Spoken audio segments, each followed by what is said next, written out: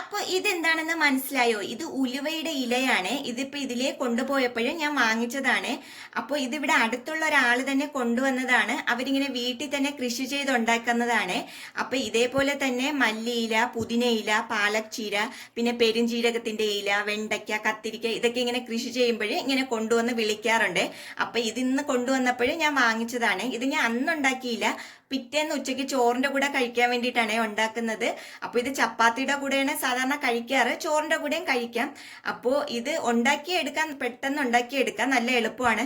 പക്ഷെ ഇത് ക്ലീൻ ആക്കി എടുക്കാനാണ് പാട്. ഇരുന്ന് ഇതിന്റെ ഇലയൊക്കെ നുള്ളി എടുക്കണം. പിന്നെ ഇതിന്റെ തണ്ട്, ഇളം തണ്ടാണെങ്കിൽ അതും കൂടി ഇടാമേ. പിന്നെ ഇത് കുറെ വെള്ളത്തിൽ കഴുകണം, ഇത് നിറയെ മണ്ണായിരിക്കെ. അപ്പൊ ഇത് ഞാൻ എങ്ങനെയാണ് ഉണ്ടാക്കുന്നതെന്ന് കാണിച്ചു തരാമേ. ഞാൻ ഇതിൽ കുറച്ച് എണ്ണ ഒഴിച്ചിട്ട് കുറച്ച് വെളുത്തുള്ളി ചതച്ചതും പിന്നെ സവാള, പച്ചമുളക് അരിഞ്ഞതും കൂടി വഴറ്റണേ.